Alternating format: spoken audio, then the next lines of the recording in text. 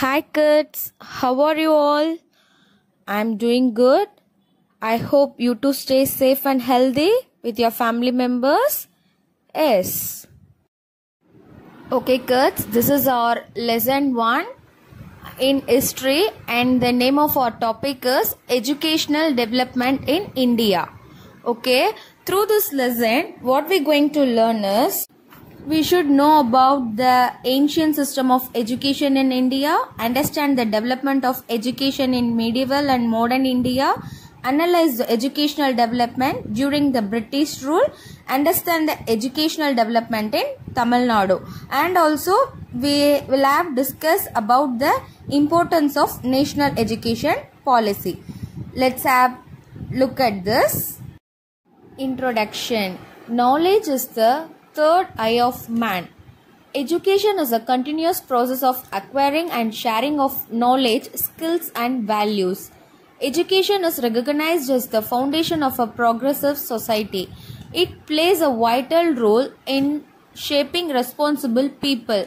The world we live is constantly changing and developing. See, obviously knowledge is considered as the third eye of man because which gives us wider sense. Yes, and also education is one of the continuous process of acquiring, of sharing of knowledge, skills, values, etc. And also education is recognized as the foundation for every progressive society, and also education plays a vital role in shaping responsible people to the society. Yes. So to meet the challenges and overcome the obstacles, we need to be well educated and know to the role of the education in the human development process. Let us learn the development of education in India through the ages. See, it is a challenging world and we need to overcome from the obstacles. So we need to be well educated and also we should try to know the role of education in human development process. This is what the main intention of this ancient education in India. Got it? Education in ancient India. The historical sources provide the information that from very early times the tradition of teaching and learning had been in vogue in India. The concept of education might have originated from the Vedas. See, the historical sources provide the information from very early times. It means very rombo munnadilirundhu it's providing the information. And the tradition of teaching and learning had been vogue in India. And also the concept of education might have originated from the Vedas. This is what the education in ancient India. Got it? Sources of learning. The different sources of ancient system of education was the education imparted from the Vedas, Brahmanas, Upanishads and Dharmasutras.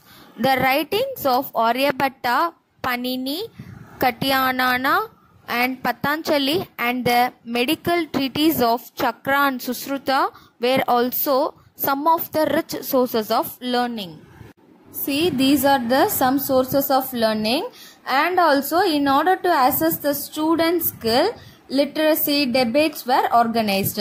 Student at an advanced stage of learning guided younger student. A system of peer learning also practiced, like you have group or peer work. This is what the sources of learning in ancient times of India, education times of India. Gurukula system. Gurukula was actually the home of teacher or acharya and was the center of learning where pupils resided till their education got complete. All were considered equal at the Gurukul, and Guru, teacher as well as Shishya, student, resided in the same house or lived near to each other. See, this is what old way of practice of education in ancient India. Both formal and informal education were existed. Yes, through this system of education the people were in homes, villages and temples who guided young children in imbibing pious way of life. In this system, the teaching was oral and students remembered and meditated upon what was taught in the Gurukulas. This is what the practice of Gurukula system of education. Got it? Just have a look at this. The student of Gurukul are more disciplined and organized. They are taught to follow a well-planned schedule in school. The students are more focused and possess more concentration power than normal students. This is because they are trained through techniques such as meditation, which enhances their focusing power. See, in this system, the students were trained through the techniques such as meditation, which enhances their focusing power. And also in the system of the students who learn Gurukula system of education, they are more disciplined and well organized student. And also they will have a planned schedule in their hand. So the system of education more focused and possess more concentration power than normal students. This is what the main intention of Gurukula system of education. Yes. Most notable universities. Many famous educational centers came into existence. Among the most notable universities that emerged during the period were situated at Taxila, Nalanda, Vallabhi, Vikramashila, Odanpuri and Jagadala. These are the some notable universities which was found during that ancient system of education. Yes. Role of the teacher. Teachers had complete autonomy in all aspects from selection of students to designing their syllabi. When the teacher was satisfied with the performance of the students, the course concluded. Debate and discussions were the primary methods of teaching. Teachers were assisted by their advanced level students. See, the role of the teacher is all about from the selection of students to designing their syllabi. This is what the main role of the teacher initially.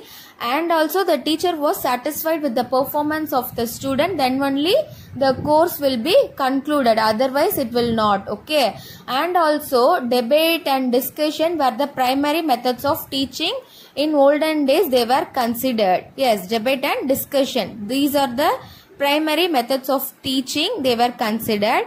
And also how the teacher was assisted, it depends on the level of students, advanced level of students only they were assisted the teacher. This is what the main role of the teacher. Okay, got it? Sarva Shiksha Abhiyan, SSA. Constitution of India making free and compulsory education to the children of 6 to 14 years age group a fundamental right. SSA is now the primary vehicle for implementing the provisions of the Right of Children to Free and Compulsory Education Act 2009 or TE. See, SSA is nothing but it is one free and compulsory education to the children which under the age group of 16 to 14 years. Okay, and also it should be considered as fundamental right. As per the fundamental right, it should be followed. See, SSA is considered as the primary vehicle for what? For implementing the provisions of Right of Children to Free and Compulsory Education. This act was passed 2009 and also here RTE, which stands for Right to Education. This is what one of the important aspects of that policy, education policy. SSA, Sarva Shiksha Abhiyan. Sarva Shiksha Abhiyan, SSA is the government of India's flagship program that was launched in 2000 to 2001 to achieve universal elementary education, UEE. Some important activities include providing the midday meals and stipends for students, the setting up of school management committees, SMCS, and provision of teaching learning materials for classrooms. See, it was considered one of the India's flagship program and it was launched in 2000 to 2001. The main aim of this SSA is to achieve universal elementary education, that is UEE.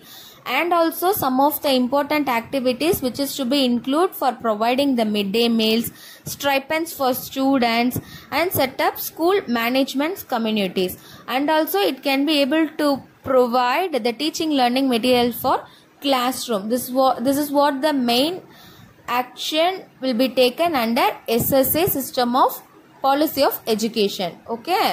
National Policy on Education. It aimed to promote national progress, a sense of common citizenship and culture, and to strengthen national integration. Yes, the main aim of this NEP, that is National Policy of Education, which is aimed to promote national progress and a sense of common citizenship. Yes, in 1986, the Government of India introduced a new education policy. In the year of 1986, the government has been introduced a new education policy. Yes, the new education policy called a child-centered approach in primary education and launched Operation Blackboard to improve primary schools nationwide. The main aim of this education policy will promote or else will improve the primary schools nationwide. This is what the important progress of national policy on education. Got it? Okay kids, so far we learned and we should came to know different types of learning, education system, and also different type of policies. Now we are in end of this session. Let's have small recap. Okay, just listen to this. Education is recognized as the foundation of a progressive society. Indigenous education was imparted at home in temple, patasalas and gurukulas. The first national education policy of 1968 marked a significant step in the history of education in post-independent India.